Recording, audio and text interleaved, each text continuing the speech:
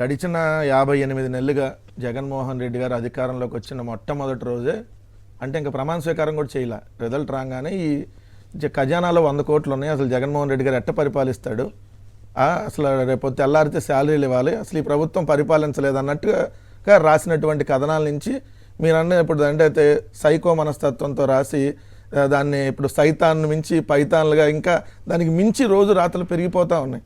అంటే ఒక అబద్ధాన్ని పదే పదే రాసి దాన్ని ఇదే నిజం అని చెప్పి ప్రజల్లోకి తీసుకెళ్లాలనేది తెలుగుదేశం పార్టీ ఇచ్చినటువంటి డైరెక్షన్. దాని ప్రకారం ఆ 2 పత్రికల్లో వార్తలు కొనసాగుతూ ఉన్నాయి. ఆ వార్తలు కొనసాగుతా ఎంత దూరం వెళ్తున్నారని అంటే వాళ్ళ దగ్గరకి ఎవరైనా వ్యక్తులు రాగానే వాళ్ళు మంచోళ్ళు అయిపోతారు, ఇక్కడ ఉన్నప్పుడే వాళ్ళు చెడ్డాళ్ళు. దాంట్లో ఒక చిన్నది మీరు ఇందాక ఇంట్రడక్షన్లో చెప్పారు, తెలుగుదేశంలో టికెట్ రాని వాళ్ళ నిరసన అని రాశారు చిన్నది. అదే వైసీపీలో మొట్టమొదటి లిస్ట్ అనౌన్స్ చేయగానే ఎవరైతే దాంట్లో ఒక 2కో 3కో రానప్పుడు వైసీపీలో తీవ్ర అసంతృప్తి జాలలు, అసలు వైసీపీ అధిష్టానం మీద చిరుబురులాడారు, అసలు వైసీపీ అధిష్టానంపై ఆగ్రహం వ్యక్తం చేస్తున్నారు, తిరుగుబాటు, అసలు వైసీపీ పని అయిపోయిందని రాశారు. అంటే అక్కడేమో సీటు రాకపోతేనేమో ఈ విధంగా వీళ్ళ దగ్గర అంటే నిరసన అంట, నార్మల్గా టికెట్ రాని ఏదో నిరసన వ్యక్తం చేశారని చిన్నది పార్టీ ఆఫీస్ తగలబెట్టి చంద్రబాబు నాయుడు దిష్టి బొమ్మల్ని చెప్పులతో కొట్టి చంద్రబాబు నాయుడు బండబూతులు తిట్టి దిష్టి బొమ్మలు అయితే పర్వాలా ఒరిజినల్ ఫోటోలు తీసుకెళ్ళి తగలబెట్టారు కాదు సార్, చెప్పులతో కొట్టినా కూడా ఏదో చంద్రబాబు నాయుడు ఓన్లీ నిరసన అండి, టికెట్ రానాలు నిరసన. అదే ఇక్కడ టికెట్ రానాళ్ళు ఇక్కడ నిరసన వ్యక్తం చేస్తే అది నిరసన కాదు, తీవ్ర అసంతృప్తి జాలు, తీవ్ర ఆగ్రహ జ్వాళ్ళు, అసలు బగ్గుమన్నటువంటి వైసీపీ మీద బగ్గుమన్నటువంటి నాయకులు, అసలు ఆ నియోజకవర్గంలో వైసీపీకి ఇంకా లేదు అది లేదు ఇది లేదని చెప్పి రాస్తారనమాట. అట్లాంటి రాతలు ఇక్కడ నిన్న చంద్రబాబు నాయుడు గారు ప్రస్తావిద్దాం సార్. ఎందుకంటే చంద్రబాబు నాయుడు గారు నిన్న సింగనమల వెళ్ళి ఇక్కడ ఒక టిప్పర్ డ్రైవర్కి ఇస్తారా, టిప్పర్ డ్రైవర్ వీళ్ళకి ఎమ్మెల్యే సీటా అంటే జగన్మోహన్ రెడ్డి పేదవాళ్ళకి టిప్పర్ డ్రైవర్లకి సీట్లు ఇస్తున్నాడు, అంటే లారీ డ్రైవర్కి చిన్న టిప్పర్ డ్రైవర్కి సీట్ ఇస్తాడా అని చెప్పి అవహేళనగా. ఇది చంద్రబాబు నాయుడు గారు ఈరోజు కొత్తగా అవహేళన చేయటం కాదు సార్. ఎస్సీలుగా ఎవరైనా పుట్టాలని కోరుకుంటారా, బీసీలు మీ తోకలు కత్తిరిస్తామని చంద్రబాబు నాయుడు గారు మాట్లాడిన మాటలు. అమరావతిలో పేదలకు ఇళ్ల పట్టాలు ఇస్తే ఇక్కడ కంపు కొట్టిద్ది, సామాజిక సమతుల్యత దెబ్బతినిద్ది, వాళ్ళకి ఇవ్వటానికి ఇల్లేదని చెప్పి సామాజిక సమతుల్యత అనే పదం వాడుతుంటారు. అసలు ఏమిటి ఆ సామాజిక సమతుల్యత, అక్కడ ఏ రకంగా దెబ్బతినిండేది అంటే అప్పుడు అక్కడ 29 గ్రామాల్లో రియల్ ఎస్టేట్కి సంబంధించి వాళ్ళే భూములు కొనుక్కున్న ఎవరైతే ఉన్నారో వాళ్ళకి ఆల్రెడీ ఇప్పుడు రేపొద్దున ఫ్లాట్ లైన్ అలాట్ చేస్తారు కాబట్టి అక్కడే జగన్మోహన్ రెడ్డి గారు పేదలకు ఇస్తే ఎవరైతే ఆ పెత్తందారుడు పక్కన పేదాడు ఉంటే సామాజిక సమతుల్యత దెబ్బతింటది. అంటే వాళ్ళు ఉండకూడదు అన్నమాట, వాళ్ళు ఎక్కడో ఊరు చివరు ఉండాలని చంద్రబాబు నాయుడు గారి సిద్ధాంతం. ఇప్పుడు వాళ్ళు అమ్మటుంటే అమ్మ ఆ కులం అమ్మంటే వాళ్ళ కులం వాళ్ళు అమ్మంటే పేదవాళ్ళు బీసీలను తీసుకొచ్చి పెడతారా, ఎస్సీలను తీసుకొని వచ్చి పెడతారా, ఎస్టీలకి ఇక్కడ ఇల్లు ఇస్తారా, సామాజిక సమతుల్యత దెబ్బతింటదా, మా పక్కన వాళ్ళు ఉంటే ఏంటనేది చంద్రబాబు నాయుడు గారి మనస్తత్వం. దాని ప్రకారం వాళ్ళ పత్రికలు కూడా అదే విధంగా రాస్తాయి. అట్లానే పేదవాడికి ఇంగ్లీష్ మీడియం ఇస్తే పేదవాడికి ఇంగ్లీష్ మీడియం ఇస్తారా, ఇంగ్లీష్ మీడియం ఎట్ట చదువుకుంటారండి పేదవాడు, ఈ పేదవాడికి ట్యాబులు ఇస్తారా పిల్లలకి, ఆ ట్యాబులు ఎట్ట చూస్తారండి వాళ్ళు. అదే చంద్రబాబు నాయుడు మనవడు దేవాంశు చూడొచ్చు ట్యాబులు, ఆ చిన్నపిల్లాడు చూడొచ్చు, అదే వాళ్ళు ఇంగ్లీష్ మీడియం చదువుకోవచ్చు. బట్ ఇక్కడ ఆంధ్రప్రదేశ్ రాష్ట్రంలో ఉన్నటువంటి ఎస్సీ ఎస్టీ బీసీ మైనారిటీ అదేవిధంగా అగ్రవర్ణాల్లో ఉన్నటువంటి పేదల పిల్లలు మాత్రం ఇంగ్లీష్ మీడియం చదువుకోకూడదు అనేది చంద్రబాబు నాయుడు గారి సిద్ధాంతం. ఇప్పుడు దాన్ని దాటిపోయి పేదలకి ఎమ్మెల్యే ఎంపీ సీట్లు ఇస్తావా, ఏ జగన్ ఎట్లా ఇస్తావు నువ్వు, సింగనమలలో ఒక ఎస్సీ మాదిగ వీరాంజనేయులకి టిప్పర్ డ్రైవర్కి ఎమ్మెల్యే సీట్ ఇస్తావా జగన్ నువ్వు, మడకసిర ఎస్సీ మాదిగ ఉపాధి హామీ కూలీ ఈరా లక్కప్పకి ఎమ్మెల్యే సీట్ ఇస్తావా, మైలవరంలో అగ్రవర్ణాల సీటులో ఏదైతే ఒక బీసీ యాదవ సామాన్య రైతు తిరుపతి రావుకు నువ్వు సీట్ ఇస్తావా, నెల్లూరులో పెత్తందారుడైనటువంటి నారాయణ 1000 కోట్ల అధిపతినైనటువంటి నారాయణ మీద పోటీకి ఒక స్వర్ణకారుడైనటువంటి ఒక ముస్లిం యువకుడిని నువ్వు రంగంలోకి దింపుతావా, ఏ విధంగా నువ్వు అక్కడ పెట్టి గెలుస్తావో చూస్తా అని చెప్పి చంద్రబాబు నాయుడు గారు అహంకార ధోరణి మాట్లాడాలి. అలానే కర్నూలు ఎంపీగా ఒక సామాన్య పేదవాడు సార్ బివై రామయ్య గారికి సీట్ ఇచ్చారు.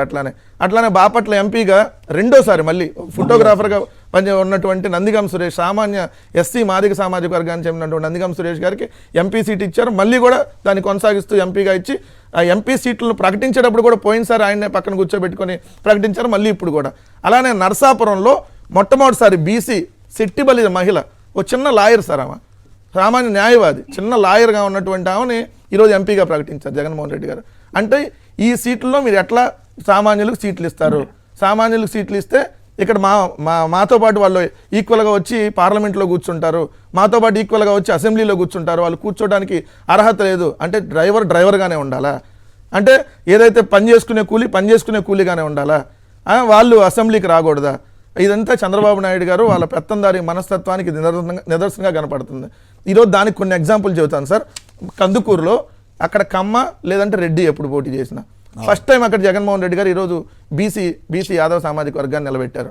సో అందుకని ఇప్పుడు వాళ్ళు పెత్తందారుల మనస్తత్వం వాళ్ళు కూడా తెలుగుదేశం కమ్మ, ఇక్కడ యాదవ, అట్లానే మైలవరం కూడా అదే కాదు. వెస్ట్ బీజేపీ వాళ్ళు కూడా విజయవాడ వెస్ట్ 70 ఏళ్లలో ఎప్పుడు కమ్మ నిలబడలేదు అక్కడ, ముస్లిం గానీ బీసీ వర్గాలు కానీ. ఫస్ట్ టైం సుజనా చౌదరి ఎక్కడ సుజనా చౌదరి ఆడన్నాడు, కేంద్ర మంత్రిగా పనిచేసినాడని తీసుకొచ్చి అసెంబ్లీకి ఇక్కడ.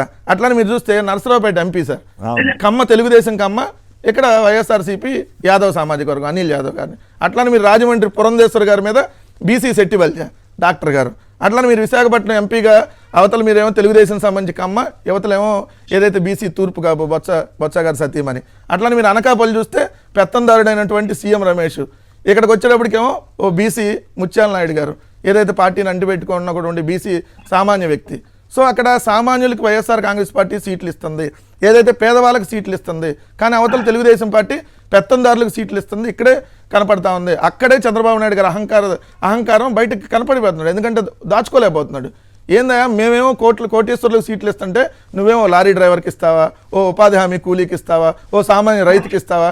అంటే వాళ్ళని మా మీద నువ్వు నిలబెట్టి గెలిపిస్తావా? ఎట్లా గెలిపిస్తావు మేము చూస్తాం అని చెప్పి చంద్రబాబు నాయుడు గారు అహంకార ధోరణి ఇక్కడ క్లియర్గా కనపడుతుంది సార్. దాంట్లో భాగంగానే నిన్న సీట్లను కూడా ప్రకటించారు కాబట్టి ఆ సీట్ల విషయం కూడా ఒకసారి ప్రస్తావిద్దాం. తెలుగుదేశం పార్టీ బీసీలకు కేవలం 34 సీట్లు ఇచ్చింది. సరే వాళ్ళ కూటమి మొత్తం తీసుకున్న జనసేన ఒక 2, బీజేపీ ఒక 2, మొత్తం 38 సీట్లు వాళ్ళు బీసీకి ఇస్తే వైఎస్ఆర్ కాంగ్రెస్ పార్టీ 48 సీట్లు బీసీలకు ఎమ్మెల్యే సీట్లు ఇచ్చింది. వాళ్ళు మైనార్టీకి 3 సీట్లు ఇస్తే కూటమి మొత్తం మీద, అంటే 3 పార్టీల కూటమి మీద 3 ఇస్తే ఏదైతే మైనార్టీలకు 3 పార్టీల కూటమి మీద 3. అంటే వైఎస్ఆర్ కాంగ్రెస్ పార్టీ 7 సీట్లు ఇచ్చింది. మీరు ఎంపీ సీట్లు చూడండి సార్, 25 ఎంపీల్లో 5 రిజర్వ్డ్, ఎస్సీ 4, ఎస్టీ 1, అంటే 20 సీట్లు వైఎస్ఆర్ కాంగ్రెస్ పార్టీ 11 సీట్లు బీసీలకు ఇస్తే తెలుగుదేశం పార్టీ కూటమి మొత్తం 3 పార్టీల కూటమి మీద ఇచ్చింది 6 సీట్లు బీసీలకి. మరి ఇక్కడ ఎవరు బీసీల తరపున ఉన్నారు, ఎవరు బీసీలకు అత్యధికంగా సీట్లు ఇస్తున్నారు, బీసీ ఎస్సీ ఎస్టీ మైనార్టీలకి ఎవరు ఈరోజు న్యాయం చేస్తూ ఉన్నారు అనేది ఇక్కడ క్లియర్గా కనపడుతుంది వైఎస్ఆర్ కాంగ్రెస్ పార్టీ తరపున. నాట్ ఓన్లీ ఎమ్మెల్యే ఎంపీ సీట్లు సార్, మీరు చూడండి మంత్రి పదవుల దగ్గర నుంచి ఎమ్మెల్సీల దగ్గర నుంచి.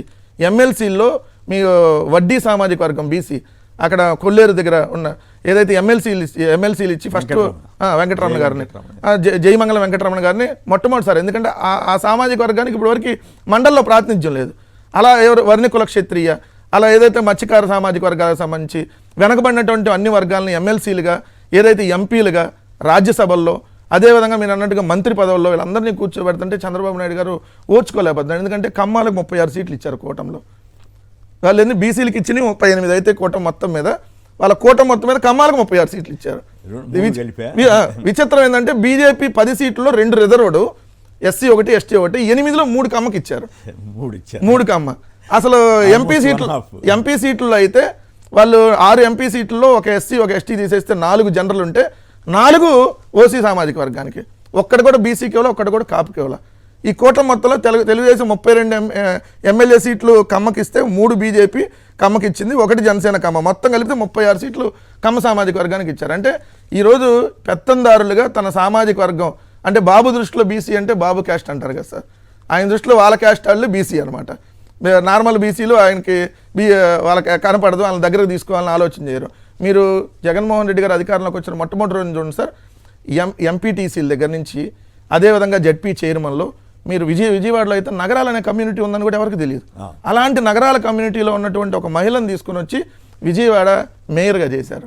సో అలానే మీరు చూస్తే ఎక్కడైతే చిన్న చిన్న సామాన్యంగా ఇంట్లో ఉండేటటువంటి గృహిణులను తీసుకుని వచ్చి మున్సిపల్ చైర్మన్లు చేశారు, ఏదైతే రోడ్డు మీద చిన్న కిరాణా షాప్ లాంటిది రోడ్డు మీద చిన్న చిన్న వ్యాపారాలు చేసుకునేటటువంటి వాళ్ళు ఉంటారు కదా పక్కన అమ్ముకునే వాళ్ళు, వాళ్ళని తీసుకొని వచ్చి ఈరోజు ఏదైతే కౌన్సిలర్లు చేసినటువంటి ఘనత జగన్మోహన్ రెడ్డి గారిది. సో ఒకసారి ప్రజలను కూడా మరి తెలుగుదేశంలో చేరంగానే పవిత్రులైపోయిన అంశం గొమ్మనూరు జయరాము వీళ్ళందరి గురించి కూడా ఏమైనా మాట్లాడతారా? అయిపోతారు కదా సార్, అంతే కదా. ఇప్పుడు వైఎస్ఆర్ కాంగ్రెస్ పార్టీలో ఎవరున్నా వాళ్ళు మాత్రం చెడ్డోళ్ళు.